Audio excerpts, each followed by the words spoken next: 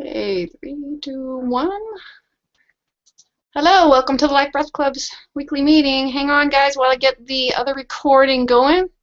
I like to keep a backup. Conference recording started. Alrighty, hello, and welcome to the Life Breath Club's weekly meeting for August 25th, 2014. This is Carrie Tucker, the Life Breath Coach from HeartFailureSolutions.com. What are we talking about today?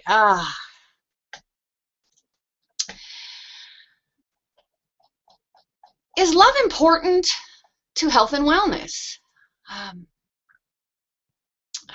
I invite conversation here today. I really did not create an outline or a script for the call. I simply wanted to enter into the conversation today and give this subject my heart. So is your life a loving expression, or do you give a damn?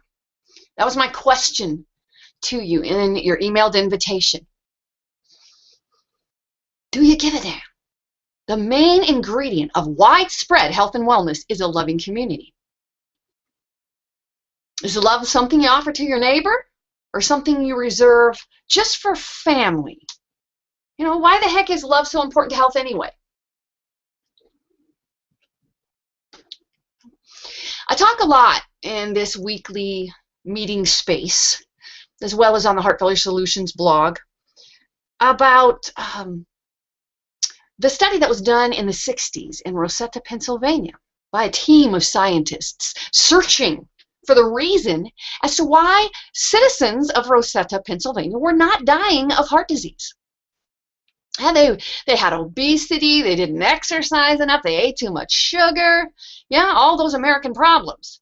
But they weren't dying of heart disease the way that the rest of America was. And they wanted to know why. They searched genetics, diet, they searched for every possible explanation. They just couldn't find any explanation other than the palpable love that existed in this community, one for another. Right? There were more civic organizations you could shake a stick at. Yeah? There were almost as many as there were people. You know, people belonged to multiple civic organizations. They belonged to multiple groups that served their communities.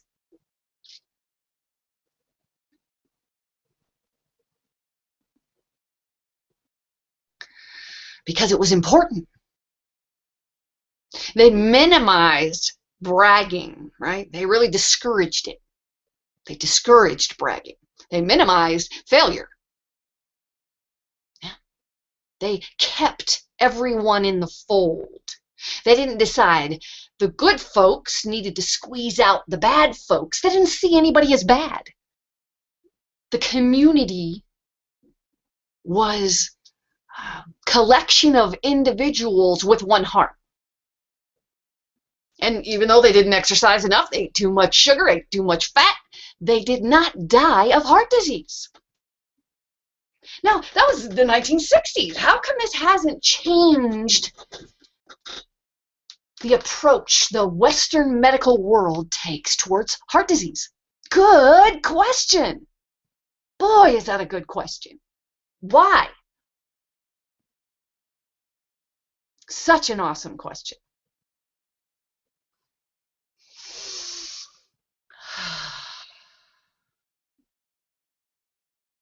But if we take a look at our world today, you know, the American Heart Association claims victory. Woohoo!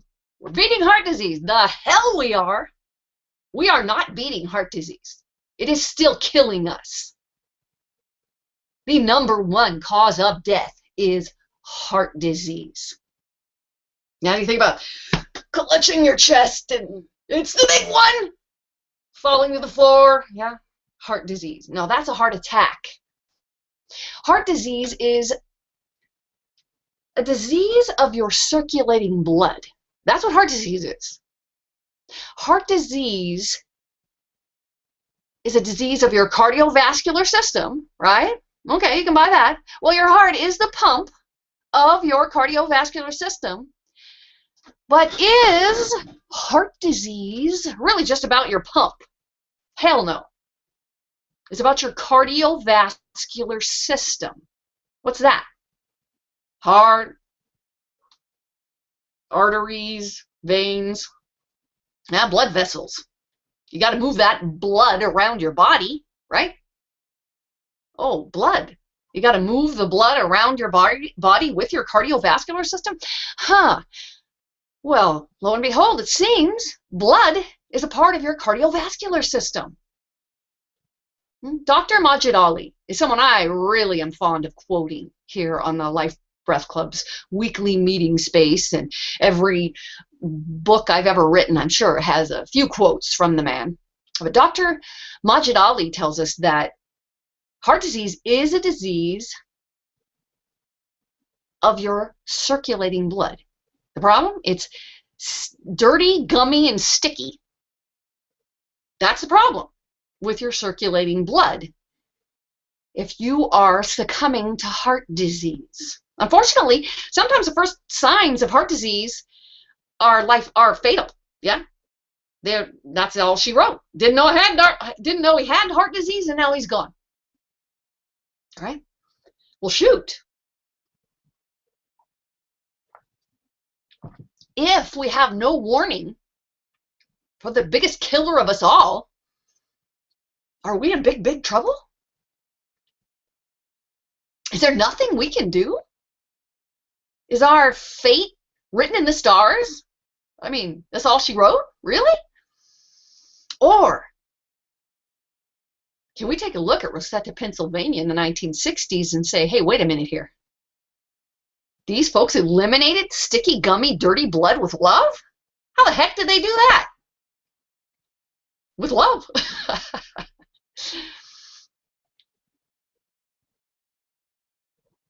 I really want to challenge you here. Do you hear truth, or do you just want to turn around and walk away? Do you feel offended, insulted, that all you need to do is love more and you will not die of heart disease? Please don't let me offend you. Right? This is good news, not bad news. This is good news. You know, it's not a judgment against you, right? If you are living with heart failure, is the problem that you don't love enough? I don't mean to offend you. I certainly don't. Perhaps the problem is your community. Ooh, if you're a Life Breath Club member, I guess that's us. Your community, perhaps, is not loving enough. Perhaps that's why you're sick.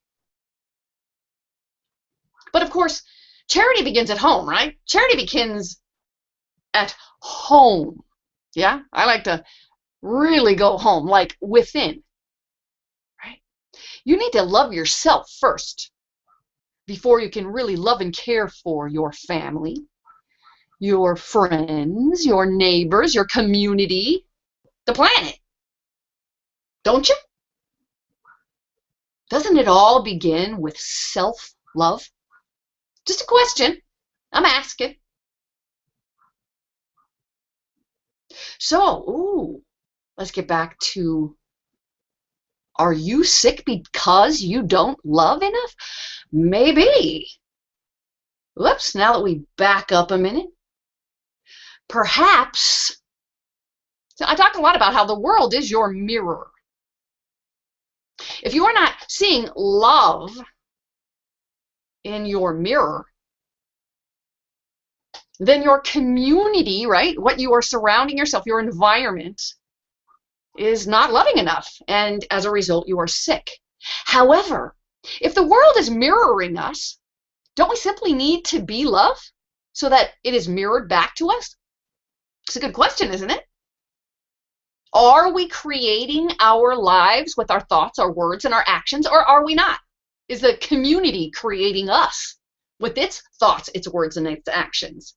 Well, hold the phone, right? If the world is our mirror, then it begins with us. The man in the mirror is us. The woman in the mirror is us.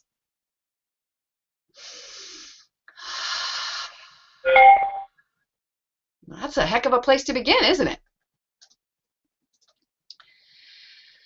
So as we take a look in our reflection there, the mirror that the world is showing us, if we're not seeing love, what the heck can we do to cultivate more love, right? If love is the cure, then how the heck can we cultivate more of it, right?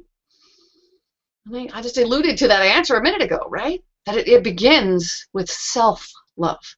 Yeah, charity begins at home. You got to go all the way home, yeah, all the way to the center of your very own heart, right? Loving yourself is how you gain the ability to love those around you, how you make it more available for others to be love, right?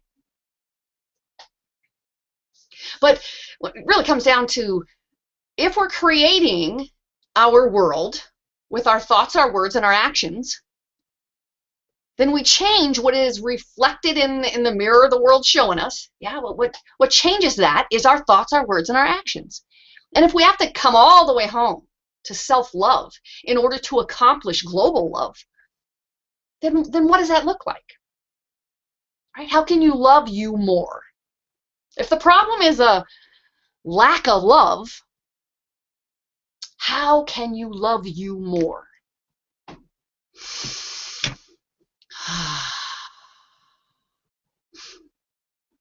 There is such unrest in the global population. It seems so out there. It doesn't seem in here. It doesn't seem in here at all. And really, I mean, we can double check that, right? That no matter what's going on in the global energy field, right? That we are still creating our world with our thoughts, our words, and our actions.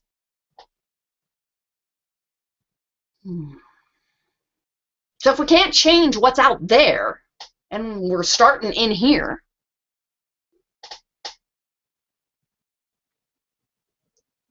then how do you actualize more love for yourself?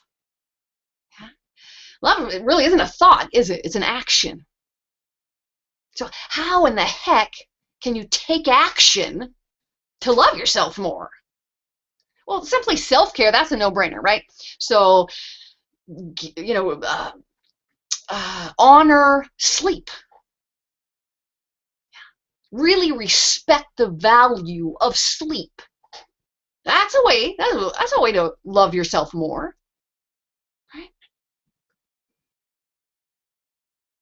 Become the gatekeeper of your thoughts, right?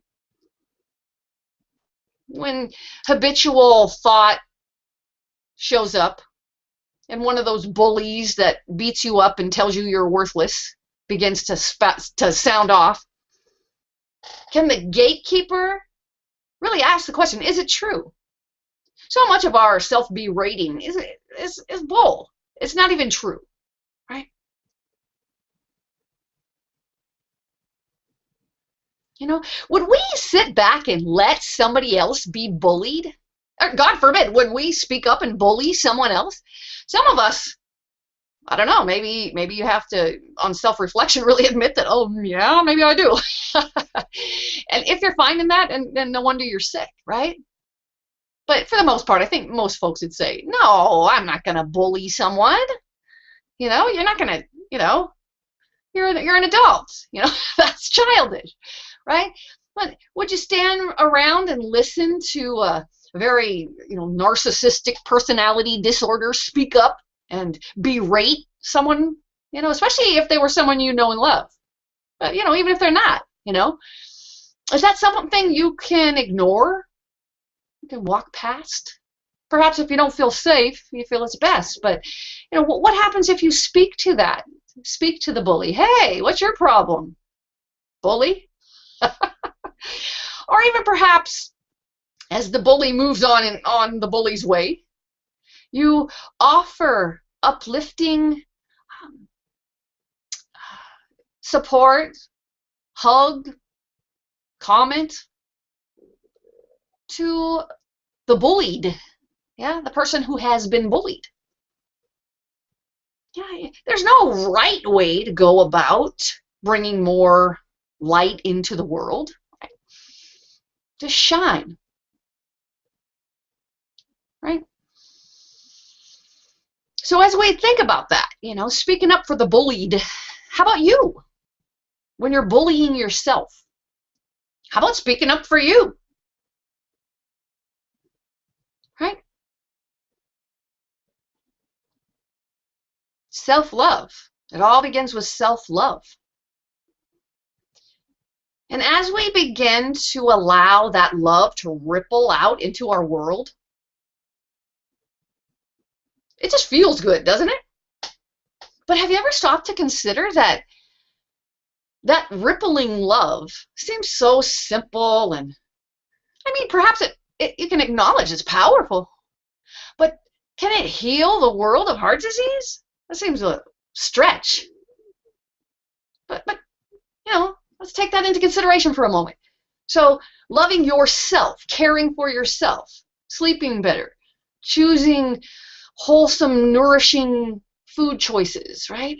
And investing in nutritional supplementation that allows you to feel the difference in the way you fuel yourself. Yeah? It really makes you lighter, right? Yeah, as in weight, as in you feel lighter, as well as brighter, as in lighter, right? As in shining brightly. And so does the thoughts you feed yourself, right? So if we choose a lighter thought when the gatekeeper questions a heavy bullying thought, are we in that moment choosing love? And is it nurturing us? Very much, right? So if we are valuing love as a healing element, right, then we can take a look at hatred. Ooh, that ugly word, hatred. I was searching for the word. I didn't want to use that word. Ew, that's an ugly one. Nobody likes that word. But hatred is arguably a cause of dis-ease. That's easy to wrap your brain around, isn't it? Disease, maybe a little more of a stretch, but dis-ease. Hatred definitely causes dis-ease in a quick hurry. But disease? Hatred causes disease? Really? I thought that was a bacteria, virus, right? Genetics, right? Well, science already knows that the gene that causes fatal illness must actually be turned on in order to kill you, right? And if it's not activated, it doesn't. So genetics are not your fate written in the stars either, right? So even love can keep a gene turned off?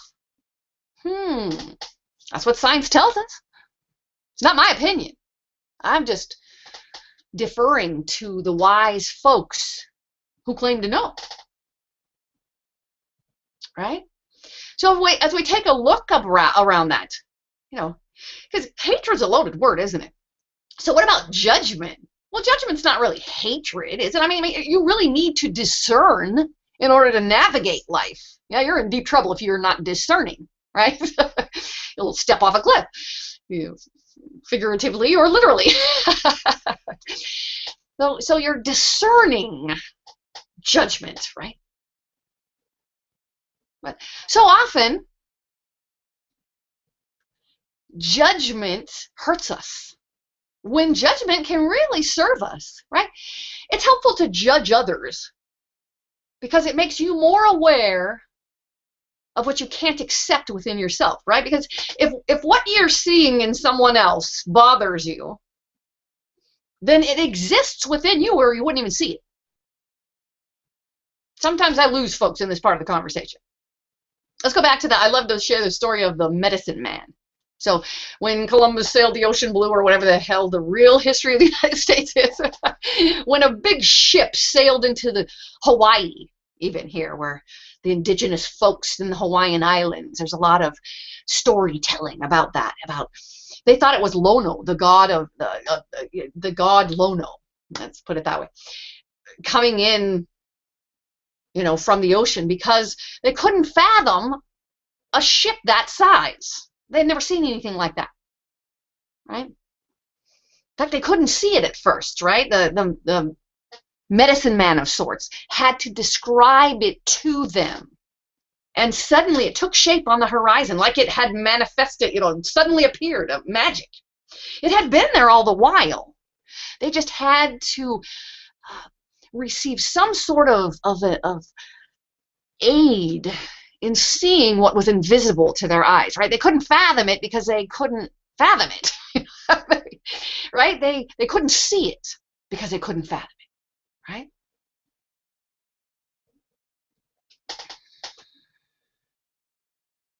So discernment is a powerful tool, to navigate your journey through this life. But how reliable is discernment? Talk a lot about breathing into now. That's what life breath is about, right? That's what, in a nutshell, life breath means breathing into the present moment.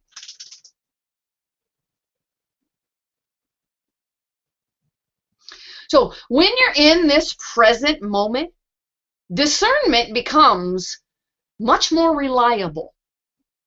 How do you know when you're not in this present moment anymore?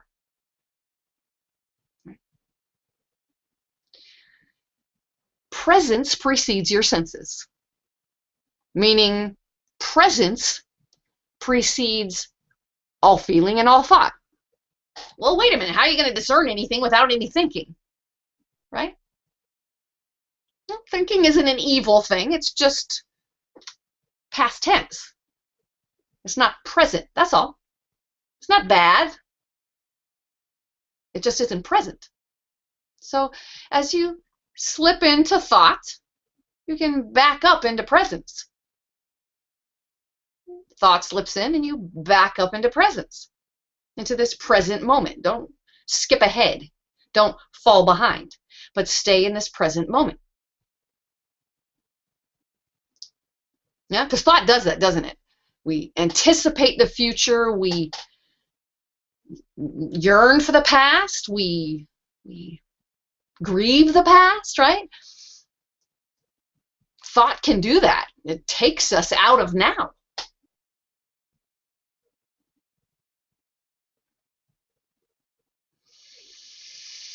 So if the goal is presence, and it's a daily practice to the point of integration, right? 7 steps for creating any change in your life. You want to become more self-loving? Then you begin with your 7 steps. How do you know you need to even create that change? Perhaps you think you love yourself, right? How do you know you need to make that change if you don't? It doesn't seem like you need to. Well, are you sick? Arguably, your level of self-love could be elevated if you're sick. Like I say, I don't want to offend you. I'm giving you something to try on, right? All the thoughts you have around this, if any thought of being feeling offended, any feelings of being judged, right? All that kind of stuff, that's not now, right? Backing up into this present moment to discern, right? So self-love grows the more we integrate presence. And like I said, the folks in Rosetta, Pennsylvania were doing a lot of stuff wrong. Yeah? Arguably, right? Too much fat, too much sugar, not enough activity. And we know that'll kill you with heart disease, right?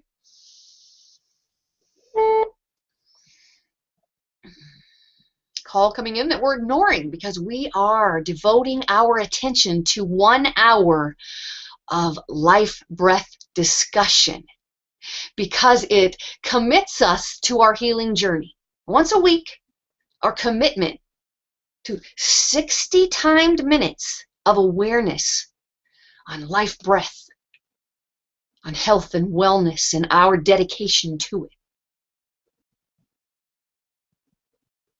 Yeah, so we don't answer the phone during this 1 hour of time. We're committed to this space and each other. So excuse my noise there, but we're not answering that call. We are committed to each other and to this conversation. So growing self-love. Growing self-love. Arguably, religion is about honoring that you're a gift to the world, right? Every child of God, Allah, Buddha, whatever you call the creator, as this is inclusive, not exclusive, is worthy, right? Every child of the creator is worthy. If you don't feel like a gift to the world, right? Maybe you're not sick. Maybe you just don't feel like a gift to the world. Okay, then I've presented my case for the need for more self-love. Try it on. See if it fits. Yeah, this healing journey is something we want to support everyone on, while we respect that each individual is in the driver's seat for themselves. And they can jump ship anytime they so choose. Go jump on another ship that feels more kindred, more aligned to their vision. Right? Some folks really can't get into, I'm a gift to the world. Oh, please give me a break. I just need to heal. I'm dying and I need to heal. Yeah? I don't like to insult folks, but I do it sometimes to shake folks awake. So if I offend you, let me apologize ahead of time and then reassure you that I'll probably do it again. Right? In feeling offended, we have discovered Pandora's box. Right? Take nothing personally ever. Right? You're a gift to the world. No need to ever be offended. Why would a gift to the world ever need to worry about someone else's perception? Right? So if you're offended, there's a Pandora's box that can be opened up and released. Yeah. To every offense, you can ask, is it true? Right? And truth that serves you will show up in your discernment easily. Right? The cloudy, murky darkness disappears in the light. In the light of your discernment. Yeah? Conviction is a blessing. Yeah? When you just do what you're gonna do because you have great conviction that it's what you need to do, there's no room for doubt. Right? So it's a blessing. But when conviction happens without self-love, without recognizing that we are one, that we are all in this together, yeah, the global love is a one, right? And when our conviction comes minus that, or before that, right, then it's very destructive. So conviction is a blessing and a curse. So all thought's a potential trap. Have you ever stood up and defended, even though you might have put yourself in harm's way? I can raise my hand there. I certainly have. And later said, what the hell was I thinking? But I wasn't. Especially around my children, you know. Mama Bear don't think. She roars. She protects. That's a conviction that's just born from within your heart. Yeah.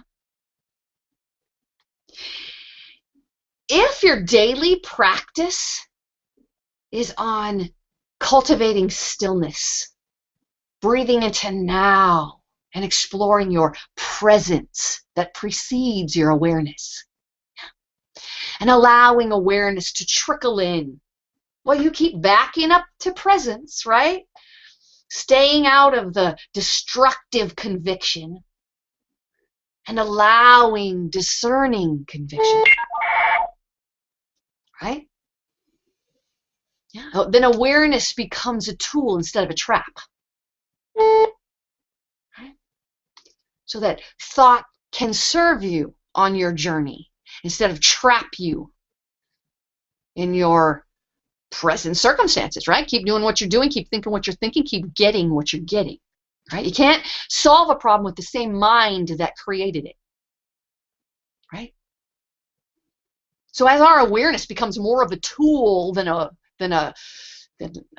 trap, then we begin to develop a new mind, a beginner's mind, right? We're going to begin again to approach a problem that seems to have no apparent solution. Yeah, we're going to begin again. Begin with a new mind. When we do this, yeah, when we really allow this discerning perspective, and we heed the warning that conviction can be destructive as well as empowering, right? So we keep backing up back into our presence. That's the most important thing, right? We can trust the discernment that arises within presence. Yeah. Our habitual fearful thoughts are very dangerous. And since we're a gift to the world, we want to avoid danger, right? Like we would protect the king or the queen. We wouldn't want to harm the king or the queen. And we are that important, right? So as we begin to get a little more comfortable in our beginner's mind, it doesn't cause fear to bubble up, right? Because a beginner's mind can do that, can't it? Wait. You know, fear can creep back in there. And we're back to our old mind. Yeah. Beginner's mind is this fresh perspective minus fear. That's what that fourth step in the 7 steps to create any change in your life is all about. Getting comfortable with a new homeostasis. Your new comfort zone isn't quite comfortable yet. That's why it's called a beginner's mind, right? So it's a dance. We're backing up into presence, allowing some awareness, getting more comfortable in our beginner's mind. Oops, slipping into some fear again, backing up into presence, right? Breathing into now. It's a dance. We don't step to the 7 stages to create any change, or everybody would create all the change they want all the time, every day. If it was that easy, we'd do it, by God. But it's this dance. And sometimes it just feels easier to go back to what we knew before, even if it's creating the problems we don't want, right? But as our beginner's mind begins to feel brighter, lighter, then we can begin to ask ourselves, what is a good daily practice to bring this new perspective more solidly into my being, right? This is what daily practice, the 5th step on the 7 steps to create any change. That's what that's about. That daily practice is not somebody says, do this and you'll be better. You'll be better. You'll be fixed. You'll be a new person, right? No, it's about you discovering the perfect daily practice to address the problem you wish solved. Yeah? The solution your discernment has pointed to. Right? That's what daily practice we're going to commit to, right? We're committing to it because until it's integrated, it's up to us to commit each day, each moment, depending on your practice, to embrace it into the whole, yeah? To create this new thinking, this new mind into the whole of your being, okay? And once it becomes integrated, sometimes you don't even notice that part until you do, right? You're like, you do things that used to be daily practice without thinking about it. That's the sign that integration has occurred. There's a reason for celebration unless the results of your daily practice aren't taking you closer to your goal. Right? This is a process. And evaluation is key. Evaluation within presence. Now that just, wait a minute, lady. Doesn't evaluation seem like it should take thought? Something to ponder this week, right? When your intuition gives you insights, is it delivered in thought? How do you receive it? It's a good question to explore this week, right?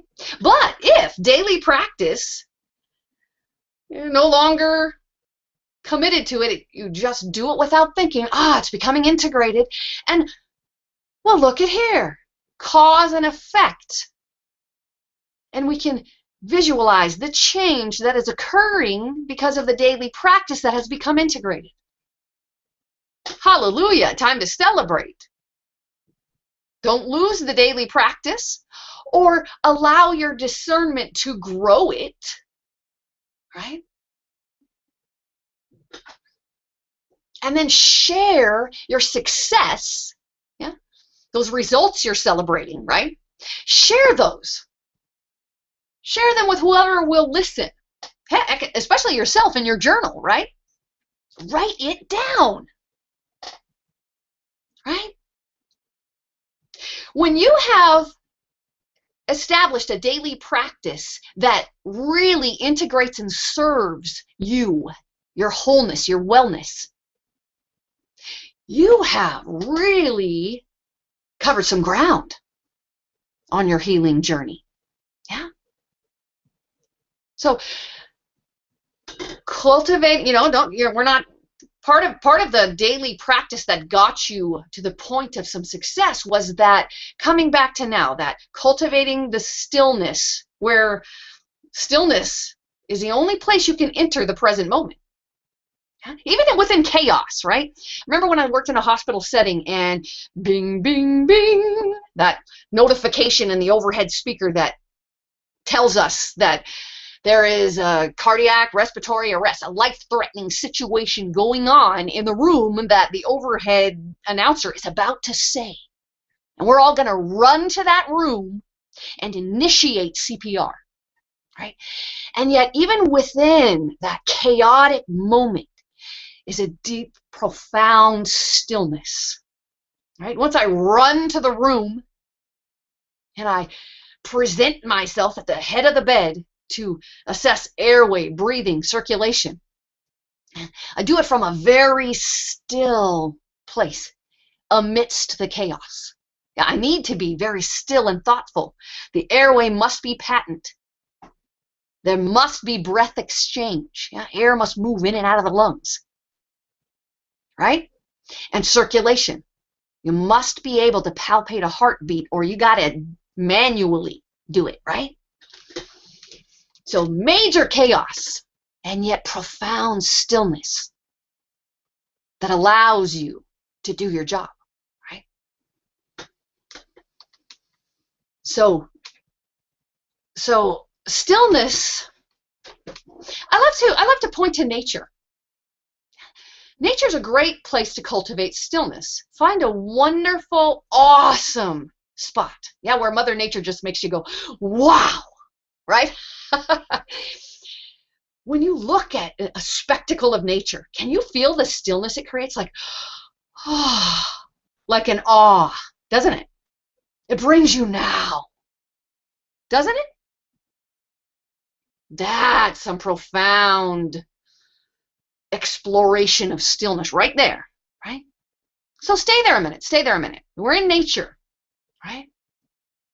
I love to go into the jungle around my home and just find a comfortable place to sit still. To just breathe in this moment, right? And as I look around me, I love Eckhart Tolle, the author of the Power of Now. He tells us that that portals to God exist everywhere, right? And that we can enter a portal simply by putting our awareness on nature, animals, small children. But he tells us that as soon as thought comes in, oh, what a beautiful red rose, or isn't that gorgeous and lovely, or whatever the thought that comes in is, that we've closed the portal. Yeah. That staying present with innocence, with nature, right? That this opens this portal to all that is, whatever your definition of God may be, right? So as we enter that portal and we look with our entire being at nature, we sense nature. Well, my mind comes up with a thought processes that takes me out of now. Tells me, well, goodness, nature's never still. The wind is always blowing, it seems. Here with the trade winds, trust me, it's always blowing. It's never completely still, right? The crickets and the birds, the sound of the leaves rustling, it's never quiet. Sometimes on the floor of Kilauea Caldera, right? It's a wonderful hike in the national park near my home that takes you down to the caldera floor. It's all lava rock, very little growing down there. Really profound stillness. Yeah, because there's very little life around you. Because the hot lava flows covered the life and extinguished it. And yet you can see the ohia growing through the cracks in the lava. Yet you really become aware of just a much more profound stillness in that space. Nature's an awesome teacher. Yeah. And yet, within the jungle, the whoosh, the wind blowing, the crickets chirping, there is still profound stillness. I love how Eckhart Tolle encourages us to notice, right, that sound can't exist without the silence that surrounds it. It'd be all a big noise. Yeah? We wouldn't be able to distinguish. Very sensitive beings, especially children, very sensitive children, have a tough time distinguishing your words. If there's an airplane flying over and a person standing on the corner ringing a bell and a conversation next to them, yeah, they have a tough time distinguishing your words from the noise that surrounds them. It's too chaotic. It's not still enough for them to be able to put their focus on the sound coming from your lips, because too many other sounds that are blending in. Yeah. And if you can separate them out, well, great, then you can receive the message. But if you can't, you can't. Then the sound is lost in the noise, right? So if the goal is to cultivate more self-love in your life, I invite you to start there. If you're bedridden, can you move your bed near a window? Can you open the door and walk out it and down the road? Just for 10 minutes once a day. Yeah, just turn around and come back when you get 10 minutes from your home. Turn around and come back. Don't let your mind run away with the busyness of the day. Don't do that. Focus on a plant, an animal. Go to a playground and just watch children play. The gift of innocence can be given to you from nature, animals, children, your inner child. It's present. It's available. When you can really begin to come back to that innocence, you'll find that you are love. Right? How can you have a lack of self-love if you are love? Right? If God is love, how can anything not be love? Right? It's all that chaos, all that noise. That's all. Right? So often we think that we need to speak up for ourselves, or we need to go on a diet, or we need to join the gym. Yeah, we think of these things as self-love, better self-care, lifestyle change, right? Really, lifestyle change is about better self-love, isn't it? Yeah, if you need a lifestyle change, then you're hurting yourself with your lifestyle choice, right? That's arguably a lack of self-love, because why would you hurt yourself with your choice of lifestyle, right? Coming up 15 minutes on we have 13 more minutes on our hour. The lines are unmuted, as usual. I will jump around and check for comments and questions. I'm really glad that I allowed this theme today. It bubbled up, and I discerned the need for this conversation today. Because to tell you the truth, I've been playing with the idea of eliminating this meeting space. I get a lot of feedback from folks accessing the recordings. I get email messages. Very little participation in this space. And sometimes that discourages me and makes me feel like it's not useful. It seems like whenever I get to that point, I get an email from someone thanking me about something they got from a recording. So I understand that this serves beyond this 1 hour time and space. And the goal, the commitment, is to a mastermind. That means coming together with like minds, people who are, like I am, committed to better wellness, better wholeness, better health for ourselves and the planet. Right? Coming back each week for 60 minutes of time to reestablish my commitment is what this call has always been about. And that's a good thing. Whether it's creating change, whether it's really serving in the way that I want it to serve, whether it's a really valuable use of my time or not, right? Those are all judgments, aren't they?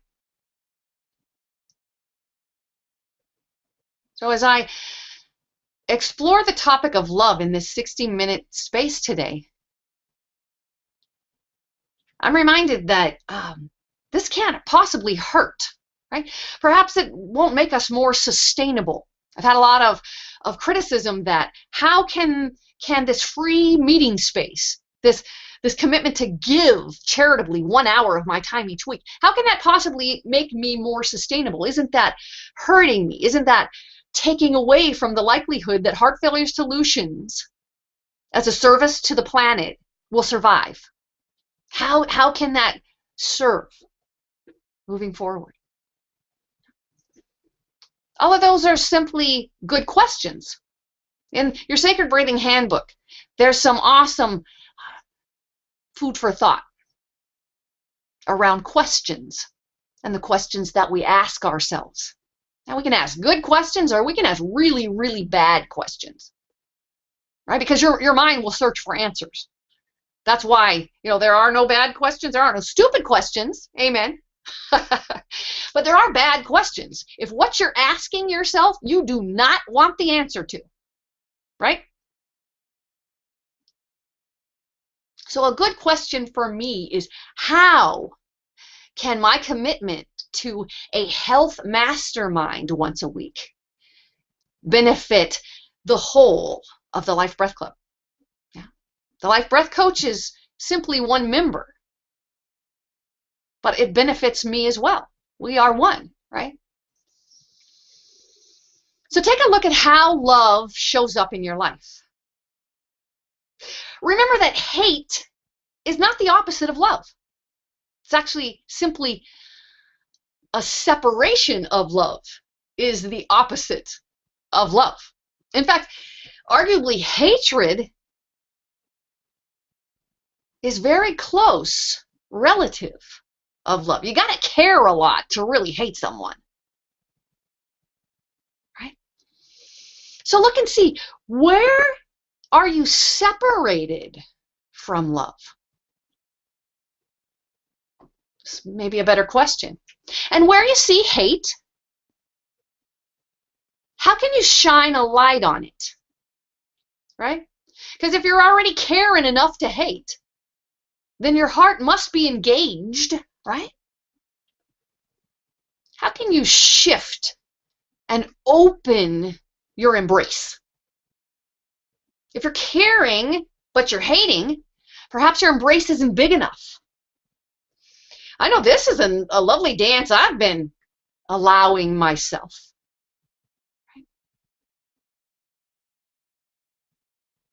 I've been asked, why would I be so angry at my blood relatives? And I felt offended. And I didn't want to feel offended, but I did. I acknowledged the feeling.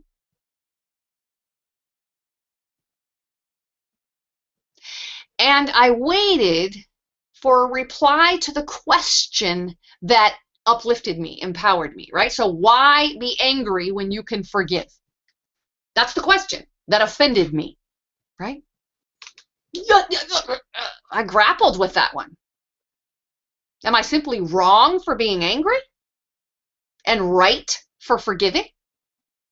Well, wait a minute. How are emotions wrong? We talk a lot about that here in the Life Breath Club. They just are. They're signposts along the journey of life. They're not good, bad, or otherwise. So if I'm angry, why? And breathing into now and staying present with it. It took me a few days. But the answer came.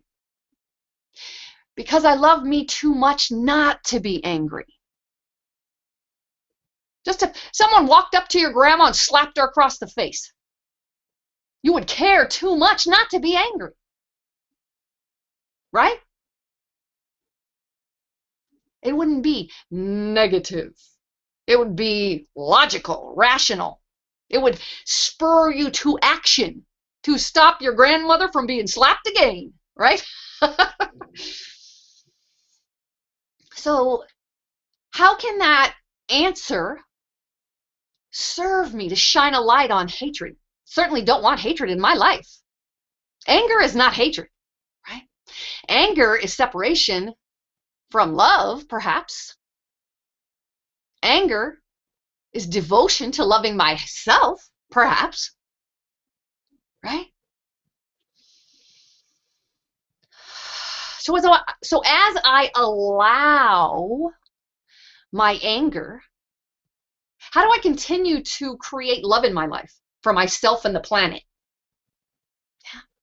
These are good questions. Spiritual alchemy, right?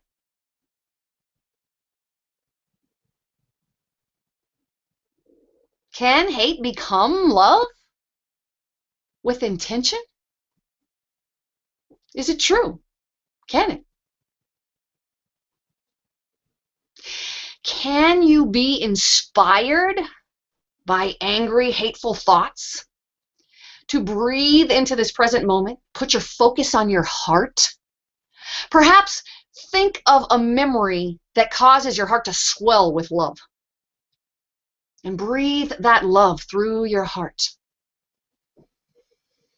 If you're still feeling dark and heavy, perhaps you need to be tapping. Yeah? You know about tapping? Karate chop on your hand. Even though I feel hatred, I love and accept myself completely. Karate chopping one hand on the other. Even though I am feeling hatred, I love and accept myself completely. And then with your fingertips, you're just tapping on the top of your head and you're breathing. Hate. Tap it out. Tapping on all those pressure points. Yeah, so top of your head, your third eye, your temples, around your eye, the outer crease, that little notch at the top of your eye, the inner eyelid, the inner crease there. And at the bottom, there's a little notch in your cheekbone at the bottom of your eye socket. Just tapping with your fingertip on those pressure points and breathing and tapping away the hate. Upper lip, breathing, tapping away the hate. On that cleft in your chin, breathing, tapping away the hate. Clapping your hand on your chest is a good one. I like to tap that way. You can also tap on that clavicular notch there. Arguably your hand clap on your chest covers that. I do both. Clap with my hand, breathe away hate. Tap with my fingertips on my clavicle notch, breathe away hate.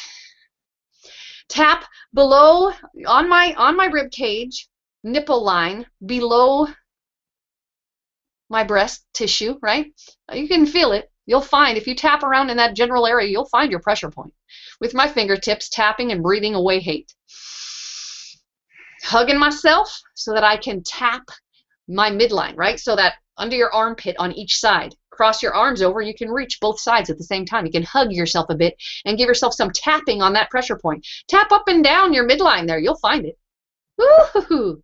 That little pressure point's pretty obvious when you need to tap and you need to release this emotion. Tapping is emotional freedom technique. Emotions are magnetic energy.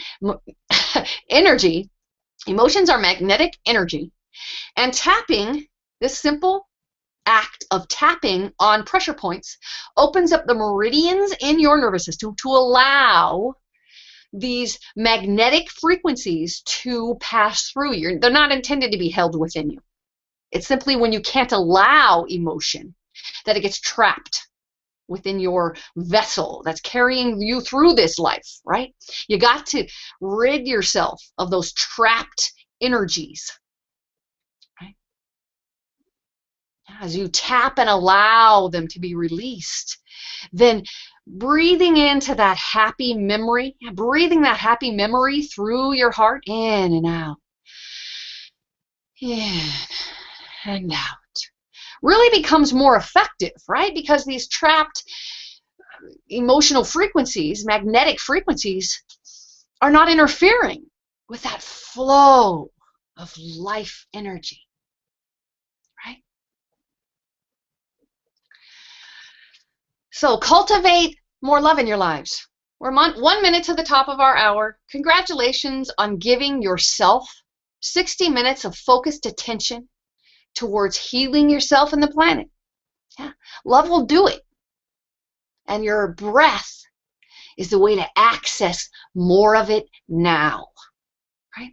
Until we meet again next week, same time, same place, I want you to make love your goal for this week. If any questions have come up for you, you can speak up and I'll take extra time to answer them. If I don't see your comments before I exit the call, I will answer them where you placed them. Email me, reply to any message from the Heart Failure Solutions .com blog. That's what it'll say in the message line. All messages are from Heart Failure Solutions, I believe. Correct me if I'm wrong. That's the way I believe I set it up. Or email me at thelifebreathcoach@gmail.com.